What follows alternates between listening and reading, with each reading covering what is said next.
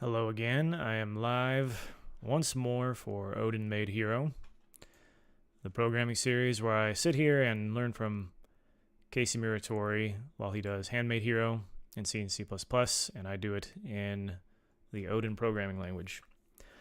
Hope everyone had a good Thanksgiving. I know I did. Ate not too much this time. I tend to overeat every year, but I wanted to not do that this year so that I wouldn't be in pain. But you know, when the food is that good, you just can't help yourself sometimes. So that's all right if you do. It's just, you know, you gotta pay the cost of that overeating. It's gonna hurt, but maybe it's worth it. It's no longer worth it to me. But anyway, we left off last time on day whatever that was, 72, I think, and we debugged that issue with, including full 3D coordinates into our notion of where NDs are represented. So now we've got vector 3s everywhere where there were places of, or in place of where there were vector 2s. And so that's good. Everything's working now, but you can see we have this jump bug where if we jump up too much, we just fly out of that spot we were at in the world. So this is what I think we were looking at fixing today with Casey. He was going to show us how to do that. I think that's this to do right here. So I'll go ahead and kick it off and let him show us how it's done. Although the title of today is a little bit different from what I guess I would have expected. Temporarily overlapping entities. And then it looks like maybe tomorrow, day 74, well, not tomorrow, but Monday, because I'm not going to stream again until Monday, I have decided, but moving entities up and down stairwells. So we're going to continue along this path and kind of wrapping up this notion of how we travel through the game world before we start getting into the renderer, I believe. And so that'll be fun. Really looking forward to getting into that. Okay, let me make sure that Casey is properly set up here and like so. Buffered. And then we can get started. And there we go. Hello everyone, and welcome to Handmade Hero, the show where we code a complete game live on Twitch. No engine, no libraries, and basically, like, you know, I have to say, I've been having a lot of fun with it. I really have. I'm looking forward to some of the stuff that's coming up now. We're kind of trying to wind things down because we're going to take a week off next week. People have been asking for some time to catch up, and I'm going to be traveling next week, so I thought that would be a good time to do it. It would kind of prevent what I'm sure will be a lot of frustrations if we were trying to stream next week, and we're constantly having tons of drop frames and other sorts of nastinesses that will happen from various internet connections elsewhere in the world. But anyway. A problem persistent through all of time. I said it on the last stream because I had an internet issue then, but if I have another one today, I'm doing some serious reconsideration of how I structure things. But I'd like to at least keep things live several times a week if I can. It just depends, because I can't be wasting, you know, half an hour to an hour each day possibly dealing with stuff like that. It's just no fun. It's not a good use of my time, and it takes away from the enjoyment of streaming for me. I like I said, have been pretty excited with how it's been going, and I'm pretty happy with the progress we've been making. So let's go ahead and get back into it. Right now, we're working on deciding how we want to handle Z, so we're just going to play around with that today and see what happens. If you have pre-ordered the game on handmadehero.org, you should have gotten a link in your email, and that link in that email is something that you can open up to download the source code anytime you want. And if you download that source code, you go to zip file. That zip file has little tiny baby zip files all in it, one for each day. Today is day 73, unzip day 72 source code, and you will be exactly where I am right now, and you can follow along with me at home. It's kind of like, does anyone ever watch Bill Cosby's picture pages when they were a kid? This was before lawsuits and things, when Bill Cosby was just a person who had a kid show, and you know, you would color along with Bill Cosby or something like this. I don't know, I don't think I ever had the picture pages, but he would come on and he'd be like, picture pages, you know, something along with picture pages. Come and watch Bill Cosby do a picture page with you. It's like that. You can follow it at home, just like with Bill Cosby, before the controversy. You know what I'm saying? And that's the best time probably to enjoy Bill Cosby, when you didn't have to worry about other sorts of things he might be doing. Now, Doesn't Casey just say the darndest things sometimes? let's go ahead and get back to where we were. like I said, we kind of finished up yesterday. I don't think we had any particular bugs or to-dos that were kind of left hanging. We sort of just recreated everything that we were doing before, but with full Z handling in the pipeline. And so now we kind of have to think about is what are we actually going to do with Z? We don't really know. We need some kind of a feel for that. And so what I want to do is I want to be able to make it so I can go like up and down stairs and stuff. And I think that will help me to understand what I want to have happen with Z, and we can kind of sort of, get some idea for it. Now, in order to do that, we have a little bit of a problem. There is no ground right now, so there is no real understanding of even where a stairwell would be. So I kind of need to put something in, I guess, that would be a stairwell, put in something that's going to indicate that we can go up and down in a particular area, and then I can do something about it from there. So let's just start with doing that, because I got to get somewhere before I can even really do anything else with it. Now we have some more stuff in the art directory. I'm just going to pick something random. We don't actually have anything that is drawn for this purpose yet. I could certainly ask for it, but we just haven't got to that point yet. And we basically got some ground patches. We've got a rock like so. We've got trees. We've got some grass. So I don't know. Maybe I'll just use one of these rocks. We'll use this rock02.bitmap. Maybe I'll just use rock02.bitmap, and we'll basically say that that's going to be a stairwell, and then we'll just kind of pretend that it is one, and we'll see what happens, kind of as we play around with that with going up and down and so on. I can also do some stuff where maybe I put something in front of the stairwell, and you can walk down and go sort of behind it so it occludes it. I don't know. We'll play with that a little bit, and if we need to make a test asset, we can also go ahead and open up GIMP and just make a test asset, right? That sort of is whatever we want as a debugging aid. So that's what I'd like to do. So let's go ahead and load that. What did I say that was? That's rock02.bitmap. Let's just load that into the set so we can play with it, and we'll go from there, right? So we have that quote-unquote sword, and now we have a quote-unquote stairwell, right? And I don't know, I guess we've got stairs up and stairs down. So we have stair up and stair down. So maybe we need to do actually like two different kinds of rock, one that's going to be the up and one that's going to be the down. No, it's a little bit crazy, but what are you going to do? So there's our stair up, there's our stair down. So we'll load those two in, and now we can draw those. I don't actually know if we ever made a stairwell type. We may never have actually done that. Let's take a look. It looks like we've never actually made one of those. So let me go ahead and make a stairwell here. All right, go ahead and get caught up as per usual. I'm falling behind right at the start here. So we're going to add a stair up and a stair down bitmap, and we'll go ahead and load those in right here. He said that was rock 1 and 2. I see. So these can go up here. We're still using rock 3 for the sword, right? I kind of want to rename it to rock out of indignance at this point, because every time I see sword, my brain won't let me comment about it. Won't let me not comment about it. Okay, so we got that down, and then entity, what was it, like entity type, right? Go ahead and add a stair in there, and there we go.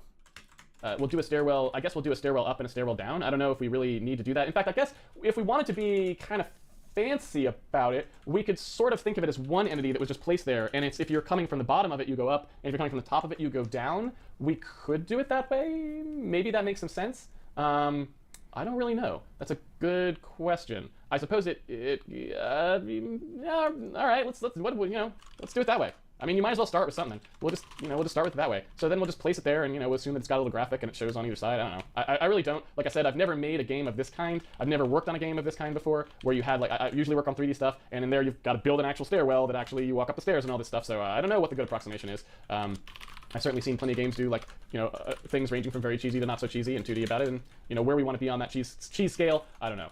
So, all right, so we got our stairwell here. We've got that loaded. So let's go ahead and re-enable. I think we had some code that already generated the concept of up and down levels, basically. And maybe let's go ahead and try to put that in here, just sort of re-enable the code, if you will, that was creating those, so that we can have some set of levels. And so this, I believe, is what we were doing before. We were, it's basically saying that we could have doors that go up and down when we're doing our random number generation. And I think that's probably all we need. But we will need to now put in a thing. I don't know that there's any actual code in here. So yeah, this tile value equals 1, 2, and 3 stuff. Basically, what we need to do, because these tile values we used to write into our tile map, but we got rid of the tile map. We just use entities now for everything. What we want to do is take whatever the tile map was that corresponded to a stairwell and actually just put that in there. And you can see us doing that here, essentially, right? This is where we were setting those tile values. So really, we can kind of change this code up a little bit.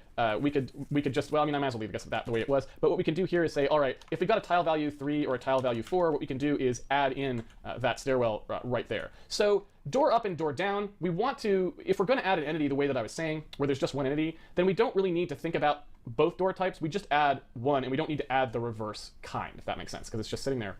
So thinking about how that works, what we do here is when we do a random choice, we do a created Z door thing. The created Z door flag, it tells us essentially, I guess, whether we created it on this pass. So what we really want to do here is we want to say, you know, we only really want to do this work if we created a Z door, right? Like so. So if we created a Z door, then we're going to say, you know, whichever kind it was, we're going to put it in there. We don't care if it's a door up or a door down. We only need to know that to position where the entity is in Z, I guess. Right? That's pretty much all we need to do. So what we're going to do is we're going to do an add stairs here. And when we do our add stairs, I guess what we have to do is say we're going to put it at this abs tile X, abs tile Y, abs tile Z. What we want to do is say if it was a door going down, let's put the base, let's say that we put the stairwell starting at the lower level. So either it's at our abs tile Z, or if it's a door that's going downward, then we would like to put it at one below us, right? So we're basically going to say if it's a door going downwards, it's abs tile Z minus one, otherwise it's at abs tile Z. And then we don't really care about this anymore at all. We also don't really care about this tile value stuff very much. We really just want to know should be door, right? And that's going to equal false. And these are basically... Okay, so that makes sense because we got away from tiles being anything other than just is an entity being drawn there or not, right? So this becomes should be door, and that'll be a bool set to false by default, and then here we'll say it should be true if any of these things happen. Or, wait, no, that's not right. Is it? They just should be door equal true cases, right? I think that's basically it. These are just kind of, you know, kind of rote. That's not right because these are...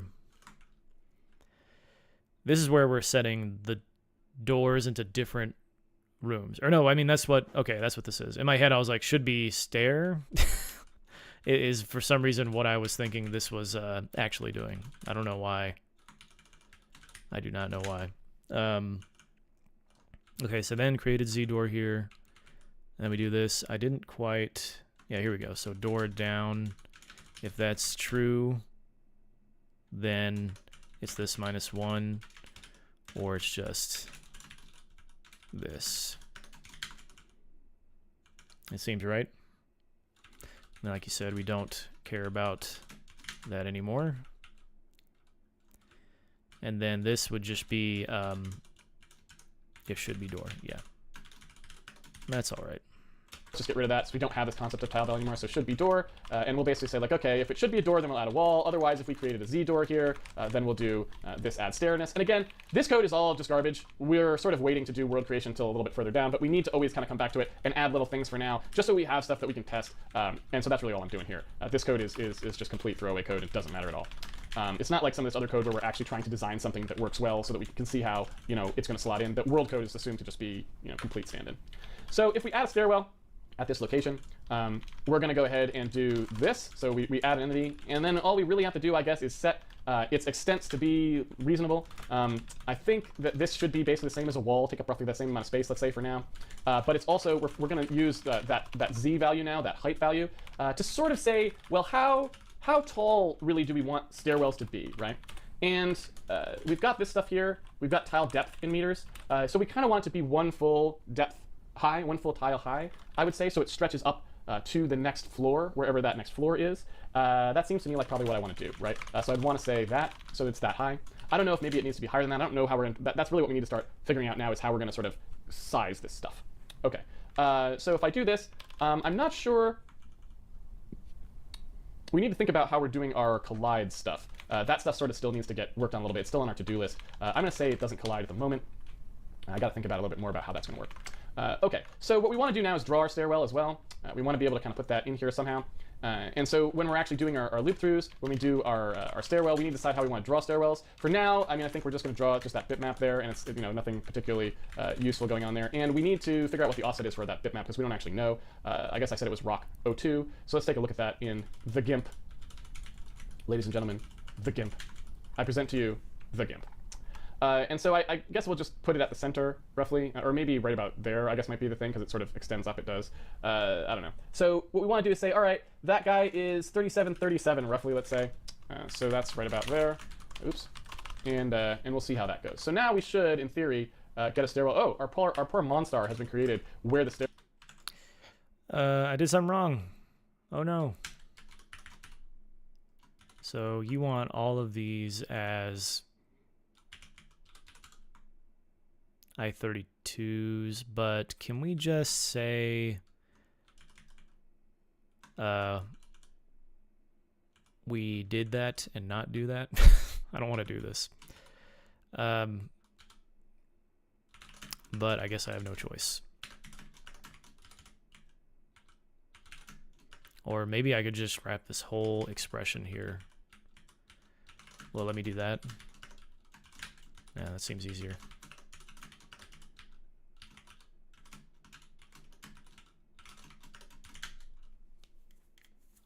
All right. Now we should be good. We should be in the exact same place that Casey is. If I didn't do something dumb. Yep. So we're getting blocked by the monster, so we can't actually get to the staircase. Stairwell is, which is not really what we want to do. So maybe I will move the Monstar around. I could move the stairwell as well, I suppose, but let's go ahead and move the Monstar. Let's move the Monstar out of the way. So now we've got our stairwell there, and that's good. Again, we don't we don't Y-sort our entities yet. That's why these things are showing up in totally random order. Something I don't really want to deal with at the moment. So we're going to do that when we start doing the renderer work. But, you know, the familiar is kind of annoying. It's annoying to have someone follow you around all the time. You know what I'm saying? It's like, go get your own life. You know what I'm saying? Anyway. It's annoying to him. I find it creepy. It's unsettling. It'd be one thing if it was like a cute dog sprite, but it's just a disembodied floating head. And I don't care for it. So we've got our quote-unquote stairwell in here now. And so what we want to do now is make it so that when we walk over this, we can kind of go up and down the stairs. And so maybe just what I'll say is that, like, you know, going...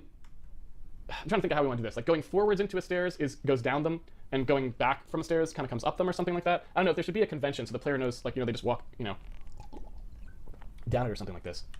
But this may tie into our collision detection stuff. We may end up wanting to do, just taking a look here, right? We may want to do this stuff as well. Because what we sort of want to do now is we want to say, when my guy starts walking on top of this entity, right? When I walk on this thing, I want that entity to take me down in Z as I go, right? That's what I'd like to write. And again, since we haven't really gotten much in the way of collision detection in there yet, beyond just the basic sort of did I hit something, that seems harder to do. So I think maybe this may imply that we got to take these two guys together, because that's what I want to write, and I'm not thinking of a lot of ways to write that right now conveniently with what we have. So does that make sense? Hopefully that makes sense. What I want to do is say what I want to be able to do. Jonathan Paul said, is this Handmade Hero day 72 proper 3D inclusion test? No, this is day 73. If the title says otherwise, then I'm sorry. It should just say, yeah, no, I usually add the day to the title of the VOD after I'm done streaming. Day 72 got split into 2 streams, and that's the previous 2 VODs, if that's what you're looking for. So today's day 73. And there's something else I was going to say here, but oh, so this, what he's talking about doing here, implementing the Z travel in this way, makes it feel a lot more 3D. It's like the most, it's a very 3D conceptualized game, very 3D conceptualized 2D game, right? Having to like walk around to go up the stair, and then when you're coming back down, go, you know, approach from behind. And in my head, I'm just thinking, I got stuck inside of the familiar. But in my head, I'm just thinking about, like, you know, old Pokemon games where if you just walk up to a ladder or a staircase or whatever, if you're in a building, you whatever direction you walk into it from, and it just takes up like one tile basically in a Pokemon tile map, right?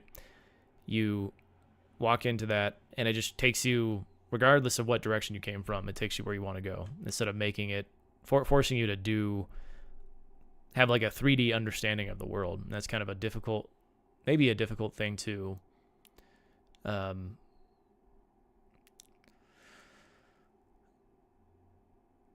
try and communicate. Like, it forces you to have to do something that you just wouldn't have to do if you just had to be wherever direction you're coming from, if you run into the staircase, it just takes you, to where you want to go. I'm trying to think if I've played. There might be like one game I've played I can think of off the top of my head that's more 2D in nature, but has that kind of conceptualization of the way like the world is laid out and the way that you have to approach objects in it. No problem, Jonathan. Yeah, it makes sense as the depth perception. Yeah, and I'm just trying to think, and if I'm not mistaken, I remember at one point reading or maybe watching a clip that said that where Casey talks about having to roll back some aspect of the Z stuff to the extent that he took it because it just caused too many conflicts with the 2D nature of the game that he was trying to make. Maybe that's wrong, or maybe that isn't what I'm talking about, isn't a reason why that happened. But like the question you would have to ask yourself if you're going to be serious about making a full production game that you want to be a really good game is like, what do you get out of that, right? Because it takes like a couple, well, it doesn't take that long, right? It takes them maybe like 2 hours to implement it so that it works this way, as we'll see. But just how worth it is it if it kind of compounds the extra amount of work they have to do down the line? Realistically, I don't know how much more. It might be that's really not, has nothing to do with it. It might just be more that I know he rolls back some amount of the 3D-ness of the game as he implements it in the early days here. But I don't even know how far off into the future that is or if we'll ever get there. So we'll see. Okay, so we're on day 73. Let's see here. Let's get some space. Day 73. What I want to be able to do is sort of say, okay, if you imagine this in actual 3 dimensions, right, what we have here, here's one plane of motion, and here's another one that's below it, right? So what we want to do here is we want to basically draw in, something that's going to operate like a stairwell or, a ramp. A ramp is probably more accurate because I don't know that we care about stairness. We just want the player to be able to go down. So we've got something that essentially like, the player approaches and we want them to be able to move forward and have them go down as they move forwards. Whereas if they were going the other direction, they would move upwards, right? So kind of what I want to do is something roughly that says, if you imagine this part projected into a top view, I think what I'd like to say, okay, we've got a region, and when the player enters this region, I want their z coordinate to equal how far in y they've gone, right? So when they're here, when they're at this level, I want their z, whatever happened there, z to be the stair max, right, wherever the maximum is. And when they come here, I want this z to be the stair minimum, right? And as they walk along it, I want it to change.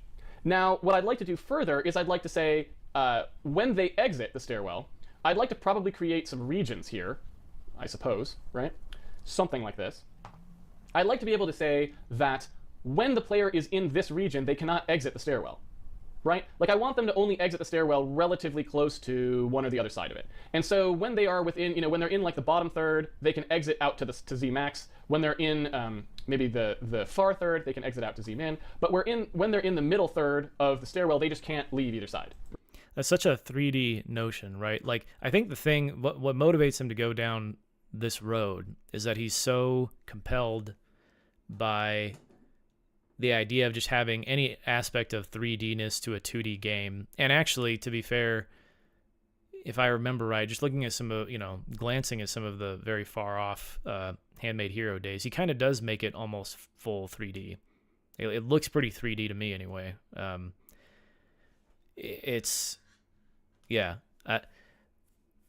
I can't think of a 2D game, because with a 2D game, I'm thinking of like a 2D side-scroller, like a Sonic, or and maybe this is just belaboring the point too much, but that's just such a maybe it's just too weird to have that in a 2D game.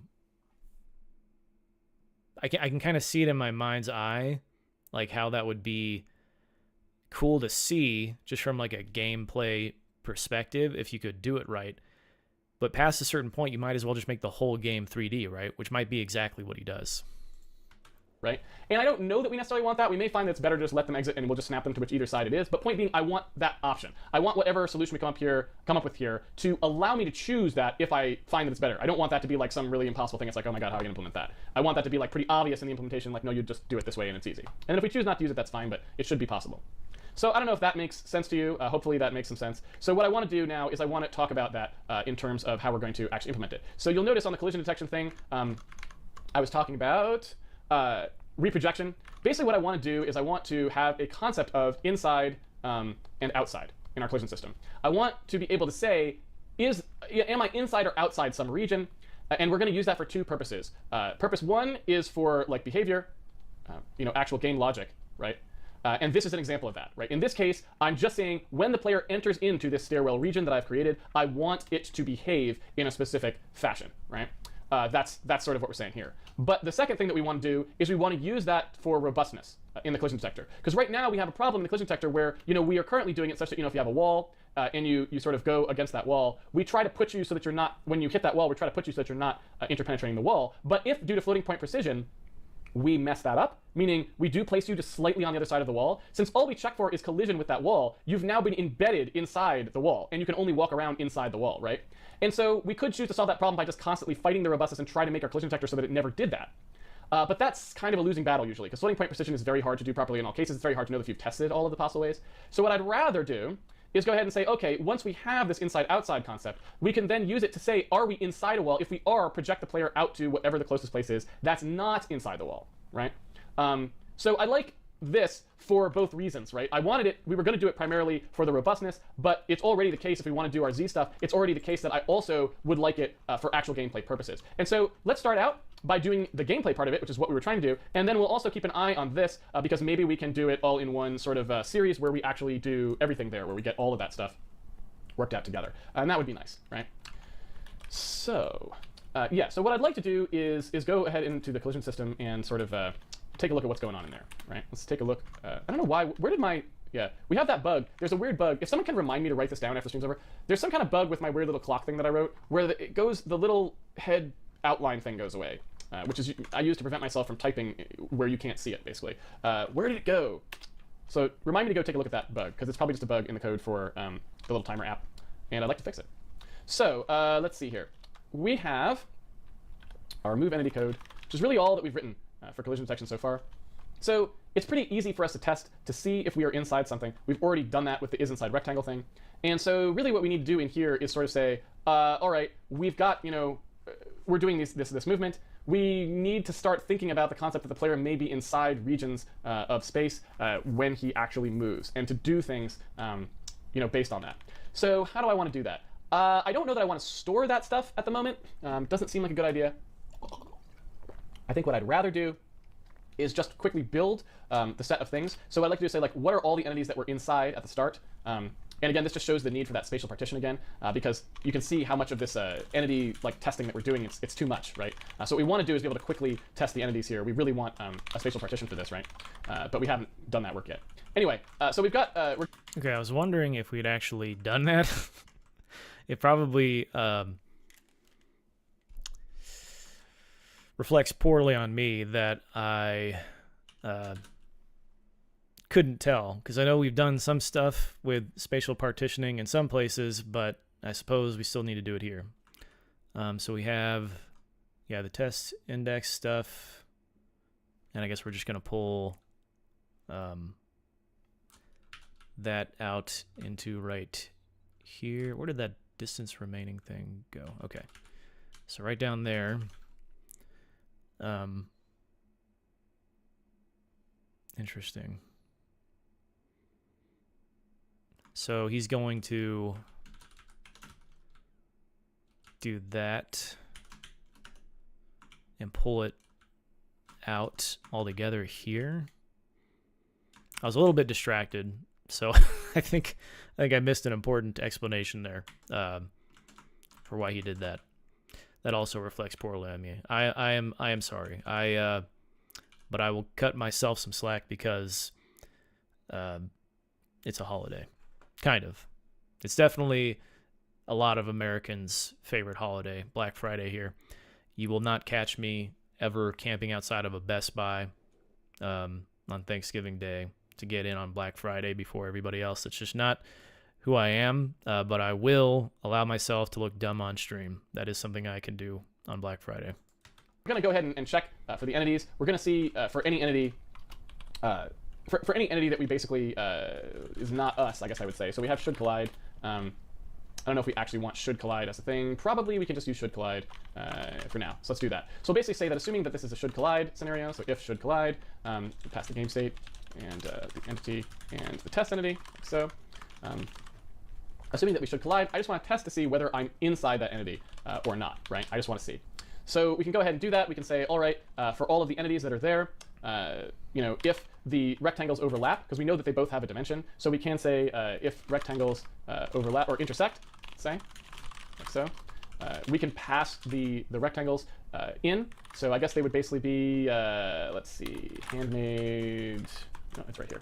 So we've got that dim, that's the dimension of the entity. So I'm going to say I want to make a rectangle. I don't remember what we called this, but I think we called it center, we'll call it center diameter is what we want. And if I don't have that, I'll write it. So we want to make one rectangle, and we want to make it from the entity's position, and then using the entity's dimension. And then we want to do the same thing for the test entity, right? I want to say the test entities, and we're just going to say if those two rectangles intersect, and maybe so that I can inspect it easier in the debugger, I'll say, entity rect equals this. And, that doesn't change as well. So really, I can also just put that right here. Okay. Sometimes I like to see where he's going so that I don't make too many changes, and then, because it's happened so many times now where he'll go down a path and then he'll back things off or he'll move things around substantially, and it's like I just want to do the minimal amount of typing to be on the same page as him. And I honestly don't know. I mean, it doesn't look like we have any such thing here. That is this rectangle center diameter call. Let's see. I should say right here, where we just know. Okay, yeah, so it's based off the entity's dimensions and position. That makes perfect sense. Create a bounds there. As a rectangle, it'll be a 3D rectangle as well, which is nice because it just gives us the ability to do simple collision detection on rectangles. Not that this is new, this is just how it's always worked until adding 3D rectangles into our game, but it still keeps it simple. Instead of like trying to do collision detection like around the sprites themselves or like, a mesh, like he's gotten questions about that and how it's a lot more involved to try and implement something serviceable when you have to deal with those constraints. And I certainly am not prepared to try and reason through that math myself, so we'll just say that equals that, and then we need to make a test entity rect, presumably. This probably just isn't right. If I go over here, yeah, or maybe this is right. He calls it center diameter here, but I think center dim is correct. I'm just trying to think through this because we're adding in half of the dimension of the entity, and then the center is just going to be the entity's position, its origin. So I think this is right, actually, now that I look at it. And then we still have to implement this. I'm pretty sure we don't have a rectangles intersect call, and I'll just kind of shorten that to rex intersect. And we'll say test entity rect get called or get passed there. Let me see here. Jonathan said, yeah, makes sense. I bet everything will be completely different after 600 plus days. Are you planning on going all the way through? That's a good question. It's been like, when I started this, I had this notion that I would get to the renderer stuff where Casey implements a render with OpenGL. He does a software renderer first, and that's actually coming up pretty soon. And that's actually the topic that I'm most interested in. You'll hear me say that a lot on stream. At least once a week I'll comment about how excited I am to learn rendering. Because because it's just a skill that I'm really looking forward to developing further. But and then so doing the software render is something that I've already done in Zig, but doing it over in Odin, I think it'll cement a lot of the concepts that just kind of flew right over my head the first time I was doing this and listening to Casey give those explanations. But then certainly once he gets into the OpenGL stuff, after wrapping that up, my plan was to then implement the same exact render that he does in OpenGL. I mean, it's not going to be the exact same. The implementation is going to have to look different because I would do it again in Vulkan. That was kind of where my head was at. And I probably will do that. I just don't know what the order will be. If I'll do that, implement it in Vulkan just to see and really compare and contrast and get a more fundamental understanding of the problem space when it comes to doing graphics programming. And then from there, will I go prototype my own games? I don't know that I'll be in a position, but maybe I will be, where I feel comfortable doing that. Or I might need to keep watching and see Casey do more actual game stuff, right? And see how that goes. And so I would say it also depends on what Casey wants to do with the series, because he's talked about completely revamping it. Either revamping it, like replacing it altogether with a much more focused series that just delivers some very critical information, around engine programming that he wants to be more easily digestible, right? Because from his point of view, nobody should do or should have to do what I'm doing, right? Which is going through the series day by day to learn all the different things that he gets across over the course of the series. But I think that there is something kind of, there's like a secret sauce as to why this series is as successful as it was and as renowned as it was. And it's because he does take the time to go through it. But I do not think that you have to, right? So this is just something I've kind of taken upon myself, and I don't know to what extent that goes. And yeah, 600 days is a massive time sink. So I don't know that I'll go the full 600. I may get past the renderer stuff, do a little bit of, more game specific game logic programming with him at that point, and then just veer off and do my own thing. And like I've talked about a few times on stream, do kind of like a devlog. But doing this stream has like opened my periphery up quite a bit, because I've been so focused on what I've been doing for the past few years, which is trying to start my own business and just keeping up with my day job and just doing, IRL stuff, becoming a dad and all these things. I've been so focused on, just laser focused on those things, that I've kind of neglected in some real sense these other creative things that I have a passion for. But this has been kind of like a stepping stone into thinking more about that stuff. And so I don't, and because that's happened, I feel it's been very valuable. So I'm definitely not going to stop anytime soon, but I might make room for these other things and do things, do these other things that I want to do. A big component of this is music. What I've talked about is what I would like to do if I ever get around to producing my own game. And I would try to be very humble about my approach to that, and probably just do something that's like a 2 to 3 hour game, maybe. Yeah. As Equip Mike in chat just pointed out, I'm also getting I'm technically starting another business in addition to the one I've already got. So there's just a lot of stuff I've got going on at this point. John said, I appreciate this series though. Archived it all because I love how he approaches doing low level performance first. Yeah, he's just, it's really tough because I see what he's trying to do and what he was trying to do with this series, and I can see why he came to the conclusion with it that he did, which is that he kind of backed off of it. He did a whole new set of educational material, prepared that, and then started advertising and selling that to students. And I think that series, from what I've seen of it, it looks really good, and I think it's awesome that he's doing that.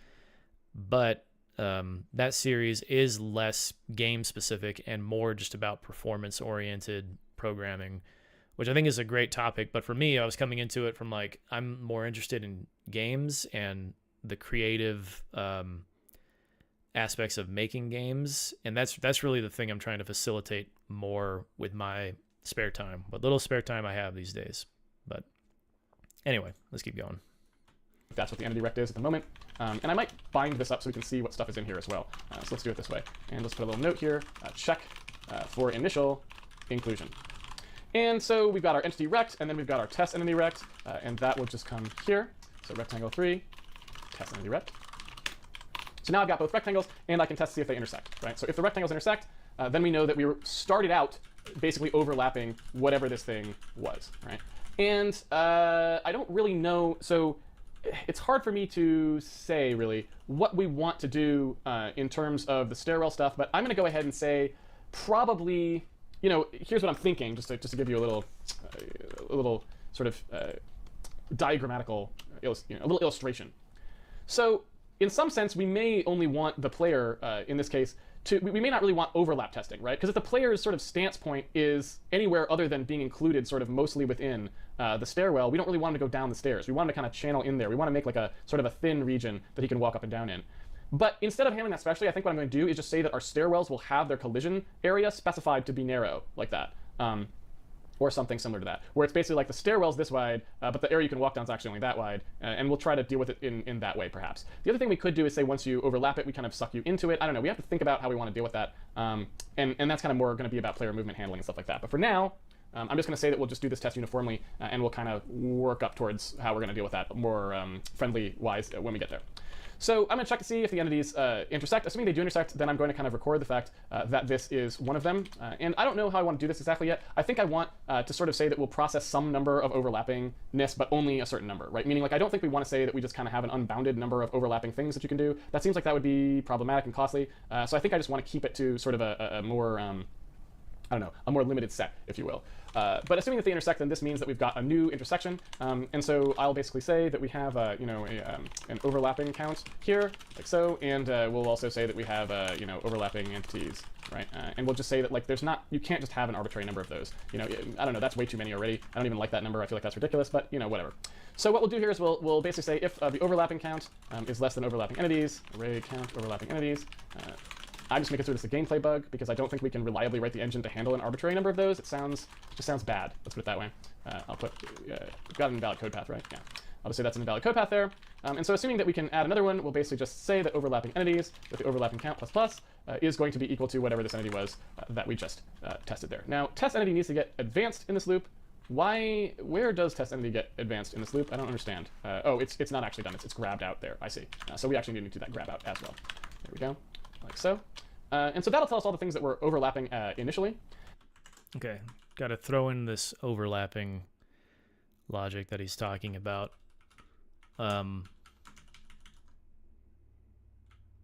so we still got to implement this, but assuming that our entities do overlap, then we make sure that I kind of want to make this a dynamic array. Every time I see him do a fixed size array now, I see it as probably a good opportunity to just use a dynamic array. Because then I don't have to do stuff like this, right? I don't have to... But then again, if the goal is to prevent us from adding too many entities to that array, right, by capping it at 16, and I think you can cap the size of a dynamic array in Odin, but I'm not sure if... I mean, ultimately, I think it just means that whatever that max size is, we probably still want to make sure that we're not adding past it, so maybe it doesn't matter in this case, but...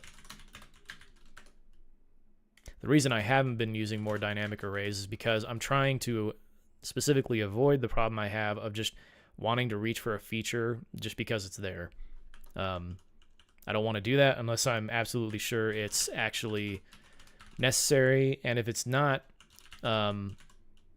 actually getting me anything, then what's the point of changing it, right? Other than to prove that I can do it and it won't break anything. Then we want to increment overlapping count, and then if we do this, oh my god, I did the zig thing again. We're gonna panic, and we're gonna say too many overlapping entities. Okay, so, oh, what? He assigns this to the rect, but this needs to be the test entity. Yeah. Okay, so we just need to implement that now, it looks like. And then whenever we sort of collide with something in particular, if that was one of the things that we were already colliding with, we want to remove that from the set of things that need to get processed because we're on top of them, if that makes sense. So assuming that the hit entity, if the hit entity is something that was in our set, right, in our overlapping entity set, then that's something that we want to do. So I guess I'll do that as a check. Again, I'm not sure exactly how I want to do this. We may have speed concerns here that we want to address later, but so I'm just going to do the most straightforward thing. So assuming that we have a hit entity, then in the case where we are leaving, which means, right, like if I go through all of my entities, if overlap index, right, overlap index is less than, what did I call it? Overlapping count. There we go. Is less than overlapping count, so on. Then I will go ahead and remove it from there. So if hit entity equals overlap entities, overlap index, assuming that I find it in that list, then I need to remove it. So basically what I'll do is I'll just, again, remove it from the end of that list. So if that's the case, then whatever the one is here equals whatever's at the end, essentially, of. Yeah, see, because right here, I could just do this such that I'm grabbing the pointer out of the dynamic array, and then, you know, I don't have to do this. I can just say if overlap entity, what am I doing? This should be a 4.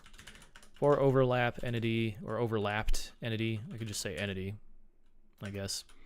Well, no, that would shadow the entity that's getting passed into this. But yeah, we would just say something like overlapped entity in our list of overlapping entities. Yeah. Now I just feel like I'm making this change. I should just go ahead and do it. Because why not?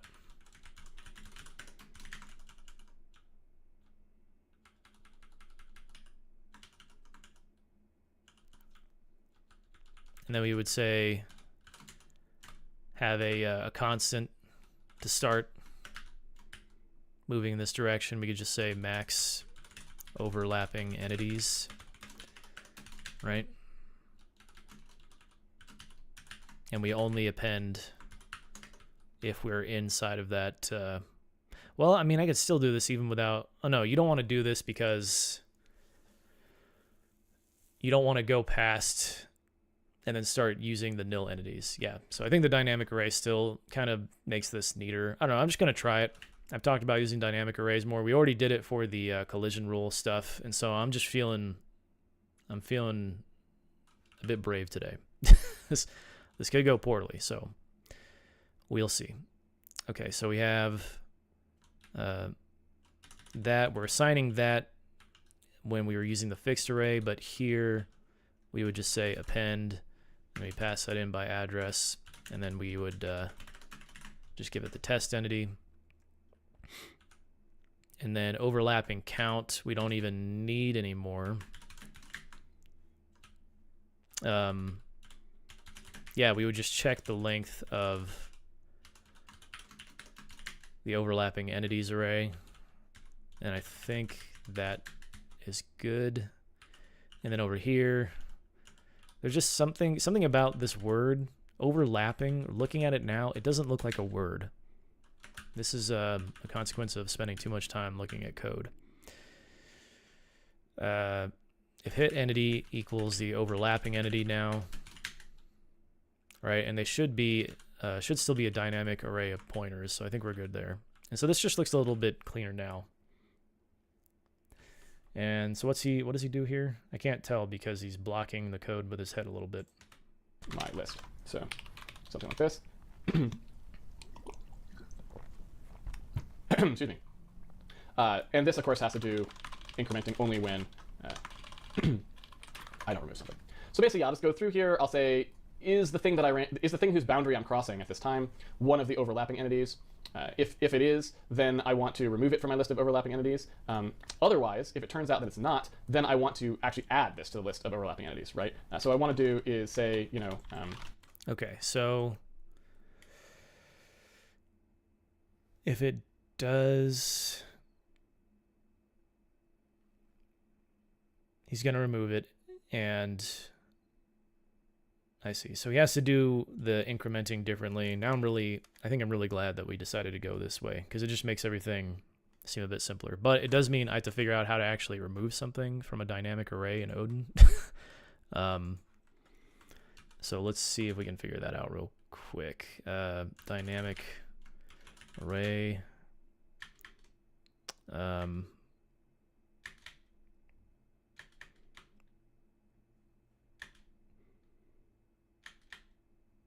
Okay, I was hoping I would just see a proc in here somewhere. That would be exactly what I'm looking for. Is it remove? Yeah, I think it's just these. So ordered remove or unordered remove. I can't remember which one is best in what situation. So if I look at ordered remove, here we go. Unordered remove removes an element at a specific index. Unordered means it is O of 1 since it swaps the last element to the removed location. Ordered remove, so this, yeah, right. Ordered means it will move all elements after the index downwards with a copy, ensuring elements remain in the same order. We do not care about that, so I think we can just do an unordered remove. Well, that was sad. There we go. Okay, so we have our overlapping entities, and it takes an index. Was that right? Yeah. So it means that we want to get the overlap index out of here anyways, just so we can pass it to that remove. And this needs to be by address, I assume. That's the overlap index. All right, so far so good. And then we don't need to worry about the incrementing issue, I don't think, because it'll just go, well, that's interesting. Well, we'll see if this blows up in my face. If it does, then I'll know that, see what's kind of weird is that we're iterating over it, and then we pass in the index to get rid of it. Does this mean that we like jump over an entity and therefore are not doing a check when we should be? I hope not. I sure hope not. Because in that case, maybe we would want to do an ordered remove. I don't know. Anyway. Time to keep calm and carry on. Removed equals false. In this case, removed equals true. Right? Like so. And we can break out of that as well, because once you remove it, you don't need to keep looking. So if we do that, then we can... Okay, so never mind, I guess. If we do remove it, then it's irrelevant, because we're going to break out of there. Nice. Okay, so that just removes the concern that I had altogether. Sweet. Yeah, I just don't think we need this else here. So we're good. We can break out of that as well, because once you remove it, you don't need to keep looking. So if we do that, then we can also say at the end, if we didn't remove it, then we need to add it, because that means we're entering into it, right? Like if we hit something, either it was something we were overlapping and now it's not, or vice versa. So if we hit entity, I suppose stops on collision is really the case where if we were entering, if we stop ourselves from entering it. Yeah, in fact, now that I think about it, this is almost, we could almost use this to make our stuff a little more logical, because we don't want to prevent you from leaving things most of the time. So actually, we could kind of think of this as one step maybe towards doing more reasonable collision stuff, right? Instead of doing it the way I was going to do it, where it's like a separate handle thing, we could just say here, like, okay, when you hit an entity, let's first figure out, was that an entity that you were overlapping with in the first place, right? So I could do that. So let's do that. That seems a little bit better, actually. So in here, we could sort of say, all right, let's take overlap index or something like this, right? And we'll do a test. We'll run through the things that are in our overlapping, our set of overlapping entities, and if we find it in there, we will set I don't know why that's set to false. That's no good.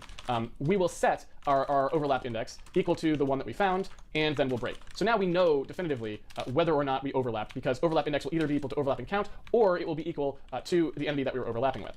So then when we come through here, we can look. We now know whether we're supposed to stop. Okay, let me get caught up, because that was not what I was thinking was going to happen. So we move this iteration up here now.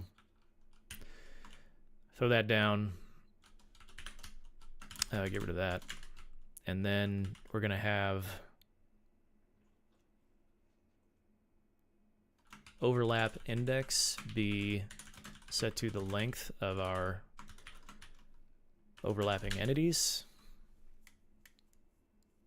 And then instead of doing this remove here, we just set that index. Well, now I'm shadowing this. Ooh, how do I want to do that? Test. Okay, that works. That's what he does. Just do what he does. Keep it simple, stupid.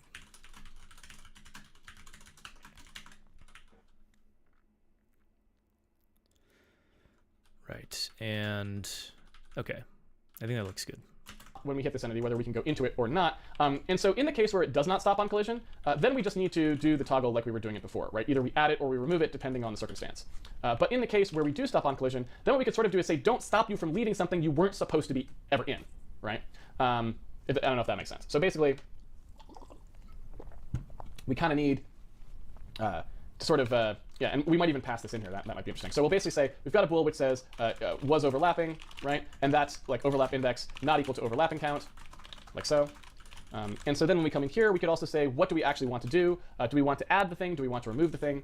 And so I'll do add to overlapping equals false, and I'll do remove from overlapping equals false. Again, just writing this out as explicitly as I can think, and we can worry about collapsing it down to better code later.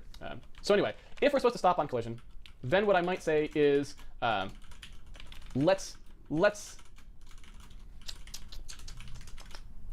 if we're supposed to stop on collision, then the state doesn't change, I guess is the way I would say it, right? If we're supposed to stop the player, the state doesn't change. So what we probably should do is pass was overlapping in to handle collision. It will then decide, do you want to stop the player from crossing this boundary, now knowing whether you were leaving it or entering it, right? And that seems good, right? That seems like a good thing. I don't actually know. Did I accidentally? Oh no, so handle collision.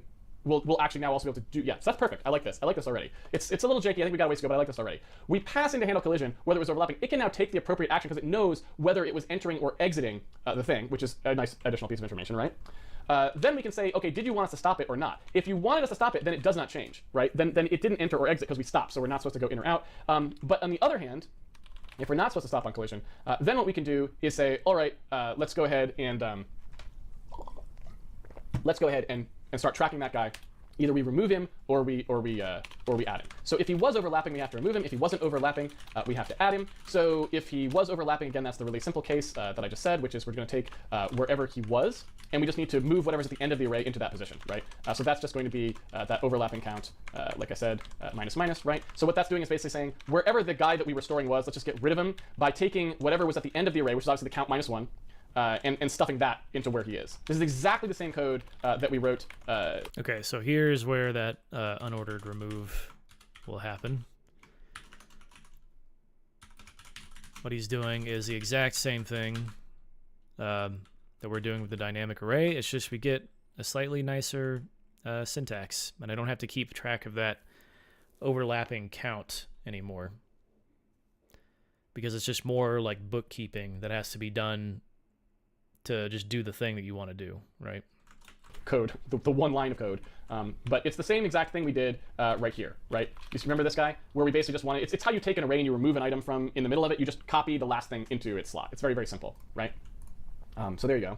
That's yeah, to that point, there's probably a good deal of other places in the code where I can do exactly this and just start to kind of phase out the way that Casey's doing it. Not that there's anything wrong with it, but Odin will just make it easier for me to deal with things like this. What that is, and that's what this is.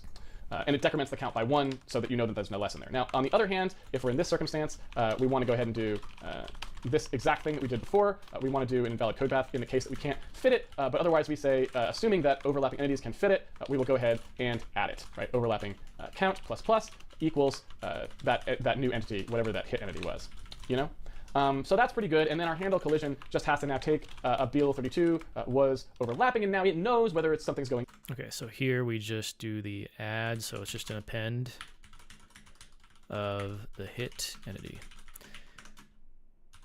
And what was that conditional actually saying? Okay, so if the length of our dynamic array is less than max overlapping entities. Okay. So kind of the same thing going on there. We got to update this to take a bool, I think. Well, I guess I'll wait to make that change so that I'm sure he's actually going to do things that way. Then we have our add collision rule. Okay, we're good. So that's pretty good, and then our handle collision just has to now take a BL32 was overlapping, and now it knows whether it's something's going. Wow, I spoke literally a moment too soon. So we are going to add that. I'm just going to say overlapping into or coming out of something, and that's you know, that's what we want to know. So now we can sort of start to construct some more interesting things that happen in collision. This is probably some code that we should start to think about a little bit more specifically, and how we want to write it more cleanly as well. We haven't talked about that too much again, but assuming that we want to start using this a little bit more, I feel like this would be a good example of how we could do the sort of collision, for example, without actually needing to do. We could basically get rid of some of that code that we were doing with add collision rule. We could implement the sword this way as well. We would have a problem with if we had floating point precision things where, you know, we might get problems, but we could start implementing the sword thing now that we have exit and entrance. We would not need to add those collision rules anymore because they'd be handled just inside this logic right here. So let's go ahead and take a look at this. Let me just go ahead and finish this stuff out. So when we do that rectangle center diameter test, right? Sorry, when we do that construction. It's not actually the 5-minute warning; it's the 20-minute warning. Because remember, I said we'd go for an hour, and we started 15 minutes late. So we've got some extra the time to play with here. So we've got rect center dim. Okay, so now he's going back and finding that rect center dim call.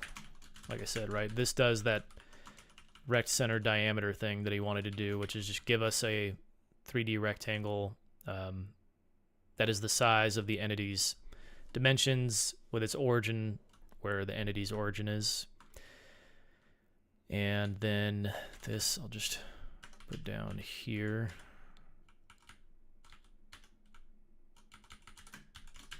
Keep things consistent there. Just make sure I'm not missing anything. This has gone way too smoothly for just how out of it I feel. I've been up since 4:30, and it's nobody's fault but my own. Alcohol. I had a little bit to drink last night, and I just find that alcohol really messes with my sleep these days. So I try not to drink all that much, to be honest with you. But when I do, it's always a coin flip. Sometimes it doesn't affect my sleep at all. Sometimes I get half as much as I should. It's really a luck of the draw thing. And rect center dim is exactly, I guess, the thing we want. I don't know if rect center dim is the best name for it because diameter is a little bit better, but you know, we'll stick with it for now. So we'll do that, and that's actually exactly the thing that I wanted. So that creates that rect center dim, so on. And the rectangles intersect call we have never actually written. We were doing it before by just doing them in Kowski. Sum. And we could do it exactly that way again here. Now, what's the problem? Test entity rect, that is not what we want. We want to start with test entity, not its rectangle. So the rectangles intersect call, we could choose to do this by using the entity overlaps rectangle version of this, right? And in fact, we could call that directly, but instead what I'm going to do is just break that out into a rectangles overlap function. Rectangles overlap, or sorry, intersect, like so. And then we'll just sort of do it that way. So we've got a rectangle 3. So this isn't, I shouldn't say that. This is not exactly the same, right? In fact, this is not correct. Now that I think about it, is it? No, I guess it is, because it checks the ingrown point P. So it's fine. No, that's correct. Never mind. I lied. In the moment I was like, wait a minute, that's not quite right, but then I realized it is because it checks for isn't rectangle P. Sorry, I got nervous there for a second. Wasn't necessary. So we've got 2 rectangles and we want to test to see if they overlap, right? And I could reduce it down to this, but it might be interesting to just go ahead and write it in a different way just for fun, just to see a different way to do it. So how would we know, right, if our rectangles intersected? How would we figure that out? So if we had two rectangles and we just wanted to do some checks to see if they did or if they didn't, right? So I've got my two rectangles here, and I want to know if they intersect. So what you can actually do to figure this out is you can actually think about it strictly in terms of one axis at a time, and it will actually tell you the answer. Because since we know that in order for rectangles to intersect, they must have to have at least one point in common, right? So they must have one point somewhere, at least one, that they share. If they don't have one point that they share, then there's no way they could intersect because they share no common points. So one easy way to think about that problem is if I have one point in common, then these rectangles must overlap in all three of their dimensions because they're axis aligned, right? And so if any of the dimensions has a gap in it, right, which it does in this case right here, right? If any of the dimensions has a gap in it, then I know that it could not have intersected. But if none of them have a gap, then because they're axis aligned, because they're strictly existing on the x, y, and z axes, they're totally orthogonal with each other. There's no way that they could possibly not intersect. They have to at that point. That's not true if these things rotate, right? Like if you imagine these things being rotated, you could have something that projected onto all three axes such that it looked like it was overlapping, but it never actually did, because the plane along which they don't overlap is actually, that separating plane, if you will, kind of passes diagonally through things. So it is true that trick doesn't actually work in the case where you've got rotation. But in the case where both things have the same rotation, in this case they do, it doesn't actually matter if it's axis aligned, just as long as the axes we're measuring are the same on each of the guys. We can trivially do that. So really all we have to end up doing is checking to see if in each axis they overlap at all. And that's actually relatively straightforward to do, because in any one axis, right, let's just take this axis here, for example, we have a min and a max and a min and a max, right, for A and for B. And so all we need to do is go, well, all right, I know that the minimum, so for A, right, the minimum for A, if the maximum for B was below it, then it would not be touching, right? It'd be somewhere over here, right? So if the maximum for B is on the other side of the minimum, then I know that the min, obviously, nothing inside it could be touching, right? So I'm basically checking the min of A versus the max of B there, right? Similarly, if the min for B is on the other side of the max of A, then they couldn't be touching. In any other case, they are touching, right? If the min is not going to be, if the min is not greater than the max, then that means that this interval for B is somewhere behind the max, which means that the only way they couldn't overlap is if the max for B goes below the min for A, which was the other check. And the same is true in reverse. So you can imagine sliding this, right? You can imagine saying I've got my A, here's the min and the max. You can imagine sliding this right here, this B, you can imagine sliding it sort of down, right? And as you slide it down, you can think of projecting it up onto here and see where it can go. And all of the times when it's intersecting, you know that that minimum bound of B must not be past the max, and similarly you haven't slid it far enough to slide it past the min of A, right? To slide the max past the min of A. And so that's really the only check that we need to do on an axis, right? So if you imagine writing this, all we really need to... Jonathan said, I try to drink 2 bottles of water before I sleep, prevents hangovers and helps me sleep better. Yeah, I drink plenty of water for the same exact reasons whenever I do have alcohol. And to be fair, I don't even know that it was actually the alcohol that caused it, because I didn't drink all that much, but I thought maybe I drink so infrequently now that maybe that actually, like, any amount of alcohol is now disruptive to my system, potentially. But, and to be fair, that's always true, basically. But, I don't even remember the last time I had a hangover, to be honest with you, for that exact reason. I've learned exactly where the line is, know exactly how much to drink to where I enjoy myself, but I'm not going to have any regrets. But sometimes, even though I don't really get hangovers anymore, I'll still get my sleep messed up. I think it's just because, it's more than anything else, it's probably because I've had a lot of other stuff on my mind lately with just everything. You know how it goes. There's 1 in a million things to deal with when you're an adult. Say, to find the result, for a given axis, we would just need to say, okay, we've got a min and we've got a max. So what we want to do is say, like I said before, in our diagram, sorry, I got to grab the mouse again. In our diagram, we wanted to say if B's max is less than A's min, right? So if B's max is less than A's min, and B's min, I should say or, right? Like so. So if I got this right, B's max is less than A's min, so B's max is less than A's min, and B's min is greater than, or B's min is greater than A's max. So B's min is greater than A's max. Then it's not going to do it, right? So that would be, right? That would be a determination right there. Now we could also multiply that through. We could do the binary logic there to change these around, but there's really not much point in doing so. That pretty much tells us what we would need to do for any individual axis. So if we wanted to do dot x, we'd just do dot x, and there's a check for the x-axis, right? Assuming that I didn't mess something up. So similarly, we can check all the rest of the axes, and they just all kind of compound in there, right? We can just keep on checking our y's and our z's and say, okay, if any of those at all happen to fall on either side of the boundary like we're checking, then we know that the whole thing can't intersect. So we're done in that case. So all of them are essentially ors, and we can say that any of them is sufficient for telling that the rectangles don't actually intersect. So that's pretty much all we need to do. I'm going to move that over to our math library, though, because that's more of a math library thing, right? We could easily do the same thing for, what is it, a rectangle 2, right? I don't know that I care to, because like Casey said, we probably won't use rectangle 2s anymore going forward, but just food for thought, I guess. So we just want to do the same comparison across all axes, make sure I get this right, where we're testing to see that the B max is less than the A min, or the B min is greater than the A max.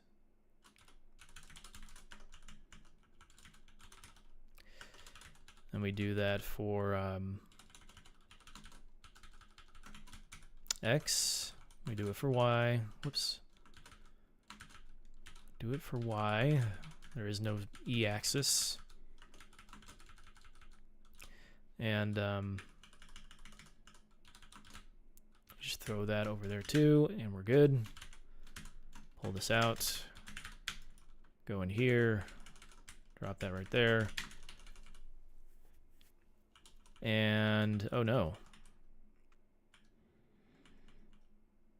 Oh, mix. Yeah, it's max. Well, it's min, actually, right? Not sure how I didn't see that sooner. And I've got man here. What was I doing? Oh, yeah. That was just a copy.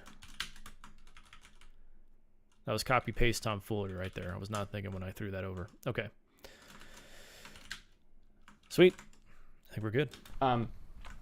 And that should basically do it, barring some kind of error in how I've constructed it there. That's really all we need to do. Oops, didn't put an X there. Go ahead and fix that. And what was the actual? I don't actually even remember what our. Oops, I don't actually even remember what our rectangle structure things are called. Oh, it's just capitalized. That's all. There we go. Capitalization, very important. Okay. So that's about it. And now we just have to think a little bit more about our collision detection stuff. I didn't realize the game was still running. I guess that it is. So now, inside our collision detector, we, in theory, are keeping track of those things, so we could pass through something if we wanted to and not have to use a collision rule to do it. So let's see if we can do that for our stairwell. Let's just go in here. Well, I guess I should make sure that my game even still runs, and it doesn't. That figures. Any direct declared, but not used. I see. And that's just because I passed in the wrong thing here. We also still have that artifact, the removed bool goes away. And then test entity, or what is it? Entity rect. Yeah, this should just be that.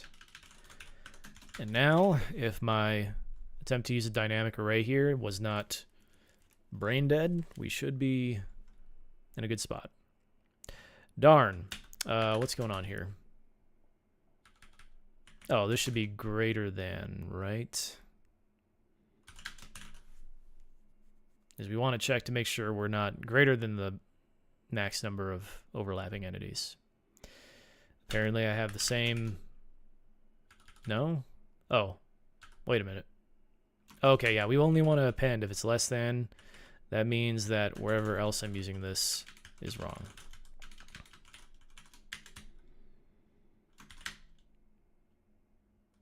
No? What the heck's going on here?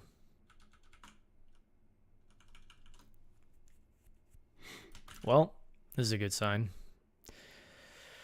It seems I have messed up. Something fundamental is wrong here. Oh,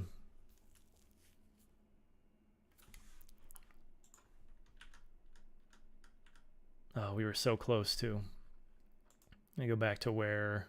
Okay, so we're looking at this code here, where he does the test. We say, if these should collide, then we get... What are the test entity? Okay, so we should only make that if we should collide. So we get the test rect. Oh, that's why. This should use the test entities dimensions. Now maybe we're good. Because if we compare it, yeah. Because if we're comparing just with the same entity, like everything overlaps, right? So that's why we would hit that assert. Okay, nothing looks busted. We can still take shots at our monster. We still bounce off of our disembodied head. We're good. Let me go back to where I was, if I can remember.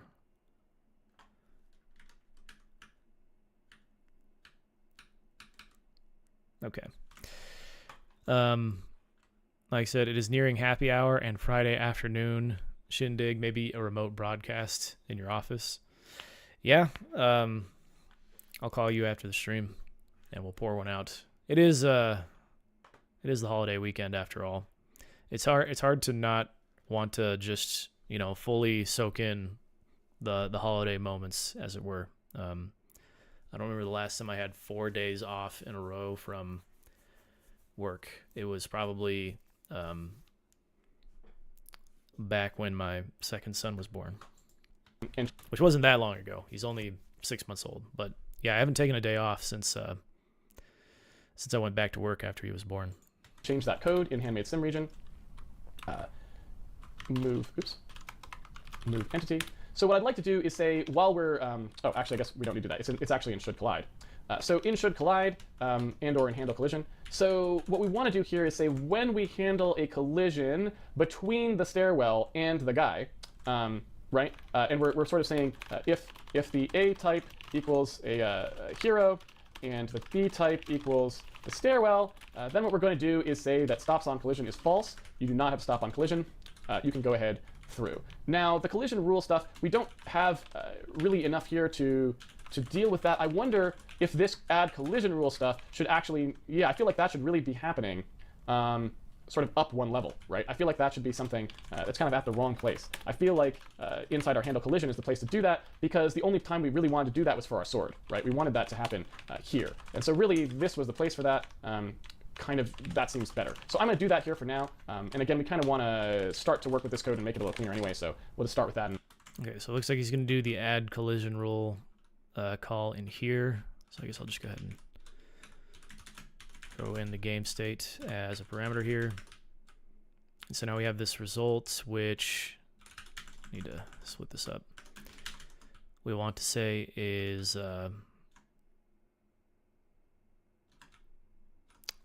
false. Yeah. I mean, what the heck? That was weird. Getting a notification, and then there's nothing going on. Let me silence my phone real quick. We're almost done. Quit demanding my attention, phone. Well, this is just the result that we've declared up there, and then what happened? I guess I just barely miss where he puts in that call. Add collision rule. So did he rip it out of down there? I want to kind of just back this up here and see. Yeah, it looks like he does. I feel like inside our handle collision is the place to do that, because the only time we really wanted to do that was for our sword, right? We wanted that to happen here. And so really, this was the place for that. Kind of, that seems better. So I'm going to do that here for now. And again, we kind of want to start to work with this code and make it a little cleaner anyway, so we'll just start with that and we'll see where that takes us. Okay, so our sword still works, presumably. It does look like it does. Let's just make sure, because that's the other thing that was using the system. That looks fine. And now let's see if So, okay. Did he rename those without me looking? I guess he did. I don't know how I didn't notice that. Just want to make sure I'm not getting something wrong here. Go ahead and collapse that. So where are we calling this? Just in one place, it looks like. We pass in the game state. Now that has to get split up. And did we do it right? We pass through the stair, quote unquote, and we sling rocks just fine. We're good. Where that takes us. Okay. So our sword still works, presumably. It does look like it does. Let's just make sure, because that's the other thing that was using the system. That looks fine. And now let's see if we can pass through our stairwell. No. So let's double check and see why that is not working, because that is what we want to get working. So let's take a look at handle collision. I'll go ahead and stop in here. Let's see. There we go. So, well, I guess that was not the intended result after all. I was confused about the outcome we wanted, I guess. I mean, but he said stops on collision equals false, so maybe he just meant to set that to true. I'm just going to test that theory. Prove to myself that I understand at least a little bit of what the heck is going on here. So if that's true, now when we run into the stairwell... Okay, so either way, that's not that's not doing the right thing. Do I even... Yeah, so we do get that back. And then we say if stops on collision. Yeah, this should be... What should be happening here is we get to this place where we detect that we're hitting the stairwell, and then we should be getting in here and then basically removing the distance that the player is trying to travel up to the side of that entity that they're colliding against, right? I think that's what should be happening, but it's not. We have hit, and let's take a look at what our A type and our B type is. So A type, B type. You know what? I think I already know what this is, actually, now that I think about it. This is just the problem that we're still actually going to then reprocess the collision inside our collision iterations because our should collide doesn't check against that temporary list, right? Which we need it to do. We need it to act just like the other one. So really, we want that list to check in here, which I wonder if that argues for us just actually using the collision rules locally. Now that I think about it, right? We could just have our add collision rules. It adds and then removes the collision rules as like something that it does inside, so it doesn't have to keep a separate list, right? Because should collide is already checking that hash table, right? It's already doing this hash bucket thing. We could just use that instead of the little separate stack and then remove them at the end. So we add and then remove. That is kind of appealing. I don't know why I didn't think of that in the first place, because there's no reason we can't just do it that way. That actually sounds pretty good. Yeah, doesn't that sound good to you? That sounds pretty good. I wish I knew enough about what was happening to be able to say whether it did sound good to me. I did not have the eureka moment that he just had. To me.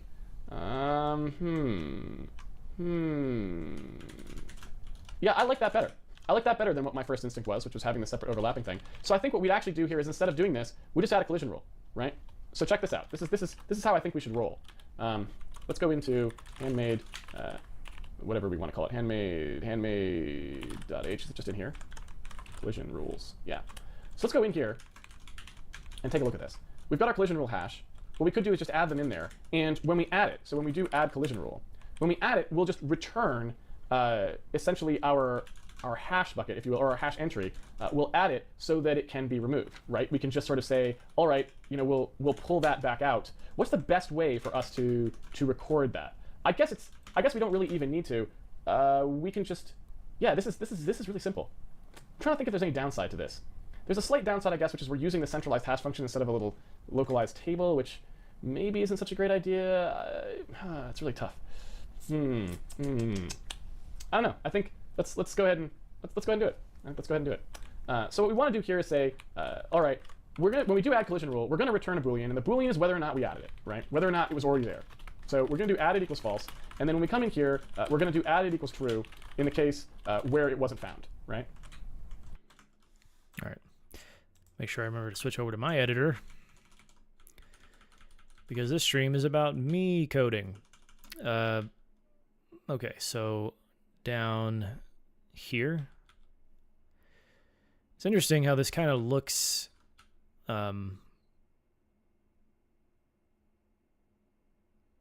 Yeah. So what's kind of neat about this is it plays right into this change that I made for my own code. And now I kind of see where he was trying to go with this. Like, he just wants to have a result coming back, right? So, and what that means is, yeah, calling it result kind of feels weird in this case, but I'm still going to do it. But what it means is that I can get rid of this. I can just say that the result is true, and then I check to see this, right? Because this is doing this extra bit of logic here to add the collision rule in reverse, where we pass index B in and then index A to give us essentially like a mirrored version of the rule in the table. We now not only use it for that purpose, but we just return it, and there's something about that that feels pretty nice, I think. And it's like a recursive call, but it can never get deeper than 3 calls, right? There's the first call to add the rule if it didn't exist already. There's a second call to add the inverse of that rule. And then there's the third call where it does nothing because it sees that the first rule was already added. And so that still seems a lot more performant than walking the entire collision table every time we want to clear a rule out, right? That it still seems like and it's exactly what Casey said you would want to try and do to make it more performant. I feel good about it. That's what we're going to do. And then we're going to return added, like so. And so what I want to do with that is basically say, okay, every time through, when we do this, every time through, I want to basically say that we're going to add a collision rule, and I'm going to record the fact that I added that collision rule if it was new. So if there wasn't already collision rule in there for this guy. So we're going to do add collision rule, like so on, and we're going to pass those indices. So here's the entity, right, storage index, and the test entity, storage index. We're going to go ahead and add that collision rule, and we're going to say that this should not collide because we're penetrating it already. So let's do that. So then, assuming that that the collision rule stuff, actually, I guess we do that in here, like so. Assuming that the collision rule actually is new, I'm going to record it, and we'll just track it, right? Track it as something that we need to remember to remove, like so on. And again, I don't actually know if we need to do that. We could do this even in a slightly different way, where we just do something a little more clever. I don't know if I want to do that or not, but we'll do it this way for now. So we still do the same tracking, and then when we come back out here, we'll just remove those ones when we're done, right? So at the end, we go ahead and remove collision rule. I don't know. We don't really want to clear collision rules. We want to just remove a single one at a time. So we basically have remove collision rule, right? Like so on, remove collision rule, which is not really clear. Yeah, so we need to implement that. That hasn't been implemented yet. So we remove a collision rule, and off it goes. So when we remove a collision rule, okay, so this is actually, it's taking things in not a different direction, but kind of expanding the way that this works by just removing the rule when it's no longer useful to us, I think, is basically, and he may have used those more or less those exact words, but I'm just trying to write the code, man. It's hard enough to do that. And that's why it's for that reason. There's like these two underlying tensions, which is like the actual act of doing the programming, and then there's that is at odds with just understanding what's happening. And to an extent, you need to program it to understand what's happening because you're actually doing the logic along with Casey. Like I would never have the understanding that I do just watching him and not coding it myself. But if we're going to have useful discussions about these things on stream, the act of me coding on stream is kind of at odds. And so it almost makes me think, that there needs to be more of a recap day or something, maybe, where I can just have those discussions.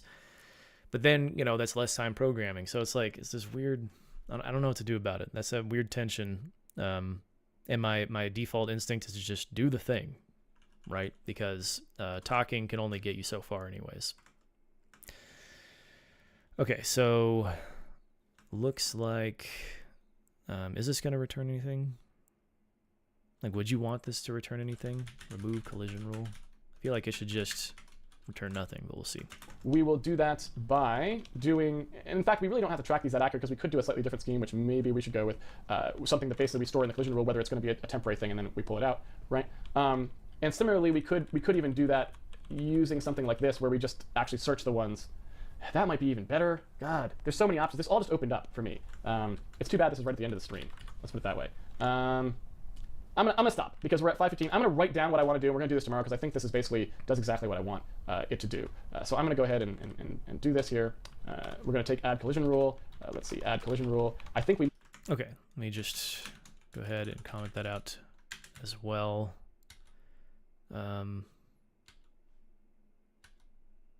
So that was right here. Let's just do that.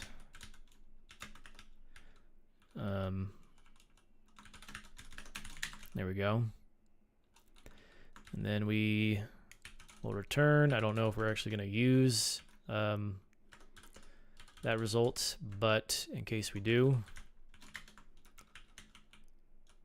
I don't want to have to write it out again. And I think all that's left is to write out whatever he's about to write out. Maybe don't even need to return that then, right? I'm just going to say that probably what we'll do is we'll start passing here a more than just a bool for should collide. We'll actually pass transients, like say whether it's supposed to be transient or not, right? So what I'm thinking here, and this. Okay, so maybe not so nice after all. I don't know. I mean, I still obviously have to use what do I want to say? New rule. I guess added is really the thing. Okay, so this goes away. And we're just right back to where we were.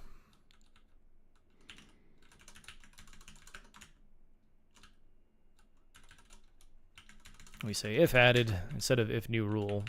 New rule added, I don't know, they both work.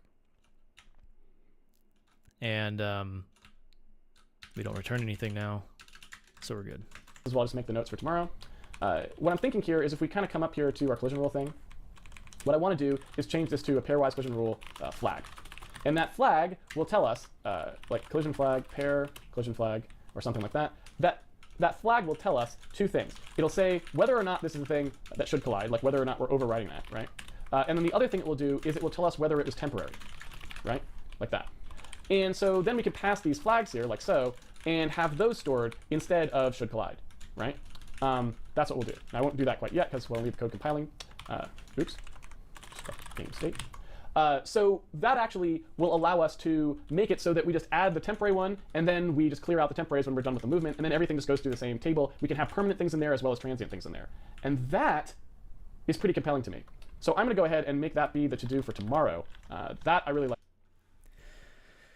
I think this is going to have to be a bit set, basically, right? I mean, we're just going to comment it out for now, but it should be something like this, right? Pairwise collision rule flags is a bit set, and we're doing this somewhere else, although I can't remember where. What? Oh, it's bit underscore set. Yeah, there we go. I think we're just doing this for like entity stuff. Yeah, sim entity flags, whether we're colliding, non-spatial, or simming. So there you go. That's nice, gives me another opportunity to use some cool Odin stuff. I feel good about that. I tried, but I can't keep up without pausing a ton. I haven't learned Emacs/Vim, so after the first 20-ish episodes, I just started watching instead of doing it in VS Code actively. Yeah, I mean, I think watching it, you're still probably going to get value out of it, right?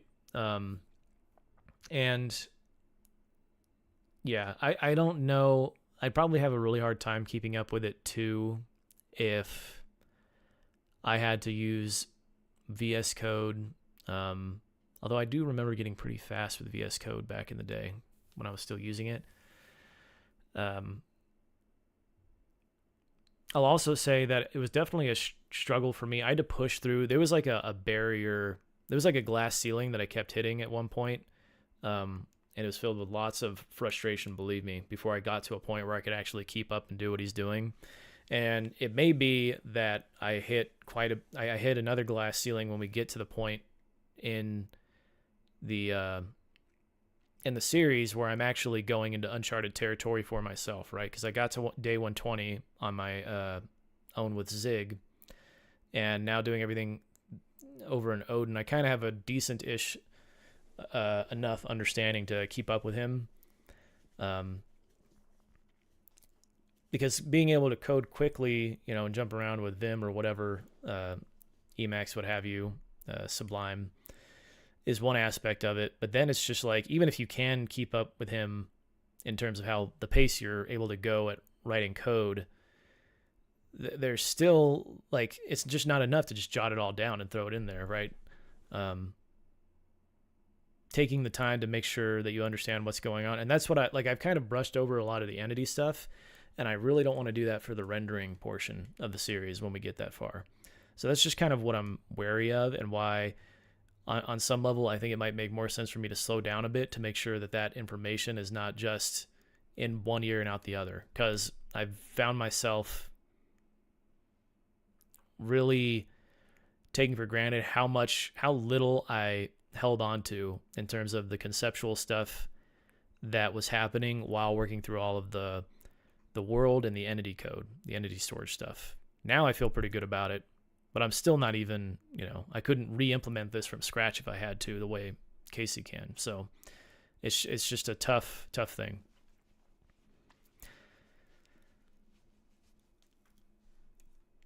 Definitely worse watching passively than actively. Yeah, it's tough. I mean, you gotta do what you can, right? Like, I really struggle with it. I don't know to what extent to take things, because part of my motivation for doing this, right, and streaming this and sharing this is wanting to connect more with this other realm of programming, because there's a lot of people out there that do this kind of work. If not for a living, it's certainly a big part of like their hobbyist activities as far as programming goes. And I'm just curious to learn more about it, but I don't know to what extent that goes. And I've said that all along. Like, I honestly don't know where this leads, because as I'm sure you're well aware, and anybody who's paid any attention to tech recently, it's been pretty rough for the jobs market. I still have a job for the time being, but, I really don't know what the future holds. And there's a lot of, I'll say, confusion around AI and its role in all of this, right? So it's really hard to know what's next. And of course, if you did know what's next, then you wouldn't be worrying about any of it, right? So, a galactic past. Yes, it is indeed Handmade Hero and Odinmade Hero. One in the same here. Okay, so let's hurry up and jot this stuff down and wrap things up. Like that. We'll see. Maybe it won't work out, but I feel like I really like that. So actually what we're going to do here is we're moving this up because we've kind of got that. So we'll basically say transient collision rules, clear based on flag, right? And allow non-transient rules to override transient ones. I think this is going to be good. All right. So that's about it for that. I am pretty psyched about that. That was not something I had thought about when I came into this, but I think that is good. It's pretty cool.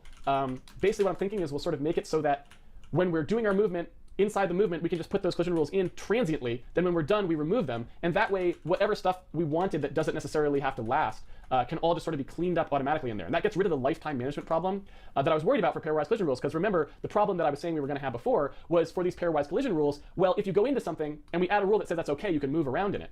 We never know when to get rid of that, right? For those of you that like garbage collection, this is like the garbage collector's worst nightmare, right? It's a thing that the rule comes into existence and then we never know when to get rid of it. We don't know when we're done, right? And so that was a problem, and it was going to keep us from using pairwise collision rules for everything. So I kind of implemented them just for stuff like the sword. But with this, because we can And so again, what I was thinking with entry exit, right, was, oh well, we'll just implement a more standard entry exit scheme where you just, when you go into something, you go out of something. Those are like notifications we can act on or something, and that's how we'll do like stepping on triggers and stuff. We can actually unify these two schemes, bring them together by saying, okay, the pairwise collision rules can just be transient, and we'll clean them up at the end of the move. That way there's no lifetime, and we'll recreate them at the start by checking for overlapping, right? So now we don't have that lifetime problem, and we can push everything to the same system. We don't care whether they're things that should live for a long time or things that should live for a brief time, so we don't have to worry about that lifetime management problem that we had before, where we don't ever know. We can't tell the system, yes, it's okay to forget about this rule. We wouldn't know. Now we know. So that's really nice. I really like that. I think we can build on this. So I'm excited about that. That's definitely what we're going to do tomorrow. All right, so let's go ahead and... Awesome. Well, I felt that clunkiness myself when I was trying to figure out how to use an Odin built-in map to do the clear collision rules for implementation right here. It just didn't feel super intuitive. Not that it necessarily should be, but I thought in my head, I was thinking about this like this. It feels like there should be a simpler way to do this where we aren't having to having to make this call right here, and the swords kind of update code, I guess, where we clear the collision rules for it once it's traveled the max distance it can travel, and then we make it non-spatial. Like, we'd have to do that every single time we had this notion of an entity coming into or out of existence, right? Because we have to bring it into existence up here when we are doing the hero update code, and we see, oh, there's a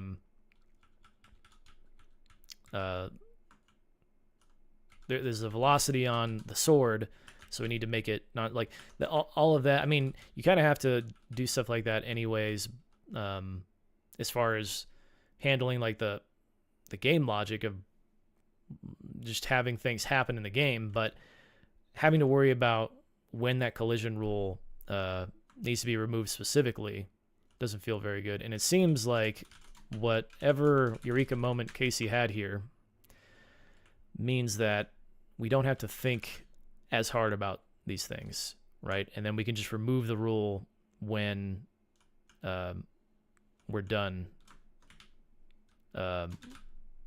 moving the entity, right, at the end of this move entity call. At least I think that's kind of what's happened here today. Hopefully tomorrow when we go to wrap this up, because we aren't quite done, right? He had to go into the Q&A. But hopefully, not tomorrow, but Monday when I come back on stream, we'll have that understanding kind of cemented in. Or at least I'll be able to say I understand what's going on well enough to feel good enough about it to keep moving on. Because, as always, there's more and more stuff to learn. Yeah, thanks, Jonathan. We just wrapped up day 73. I'll be back on Monday to start up day 74, where we will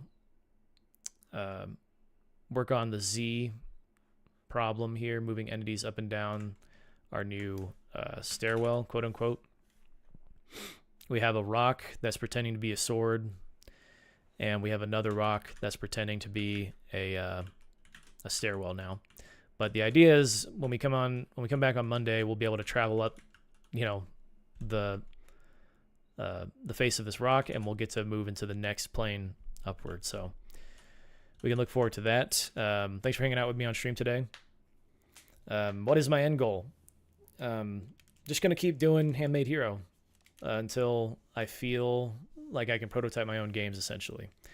But it's also going to get to a point where I might just do fun graphics programming stuff on stream. I don't have a very concrete vision in mind, to be honest. I just enjoy programming and learning games programming.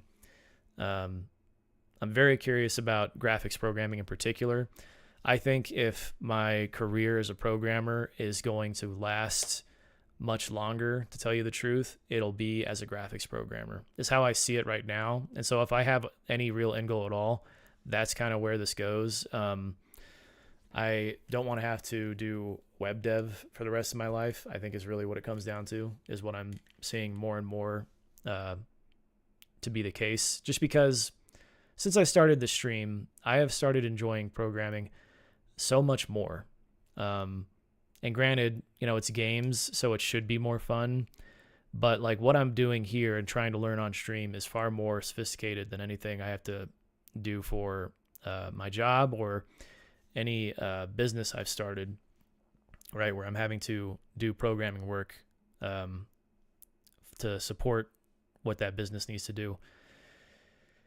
I don't know. It's been eye-opening in a pretty interesting way, and it's just, yeah. So my goal is that, right? Like I said, graphics programming, but also just to like learn, keep learning, and continue to develop, to just follow my curiosity, see where my curiosity goes. And for right now, there's so much to learn from Handmade Hero, right? That I don't see myself getting bored with the things that Casey has to teach on stream. Cool. Same here. And I have been following a YouTube series where you make a Vulkan and OpenGL game engine using C. Yeah, that's what I'd like to do. I mentioned this earlier today, but I'd really like to take the OpenGL renderer that Casey eventually implements for Handmade Hero and implement it in Vulkan as well. And I'm going to try and do all of it in Odin, right? So I have a side project where I'm starting to learn how to make a renderer with Vulkan, but I haven't gotten to. I'm trying to figure out whether I want to hand roll my own memory allocation for Vulkan stuff or use the Vulkan memory allocation library.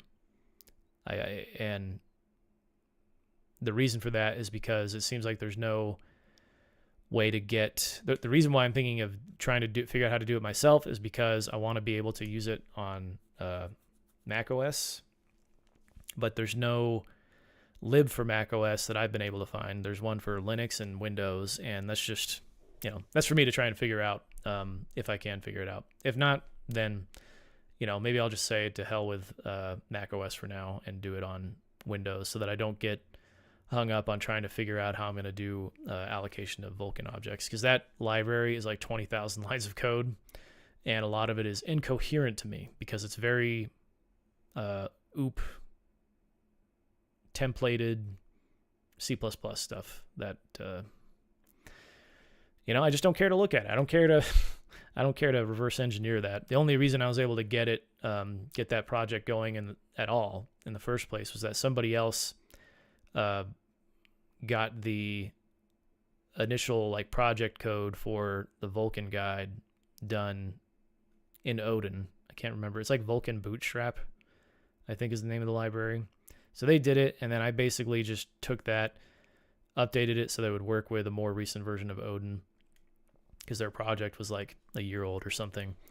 And so now I've got like the blue flashing screen from Vulkan guide working. But yeah, so that's that. So yeah, thanks again for hanging out with me on stream today. It was a good one. No severe issues that I can at least see right now. We got to use another dynamic array from Odin, so that's cool. And it seems to be working just fine, although we'll see once we come back on Monday. And so yeah, I'll see you then. Have a good weekend and take care.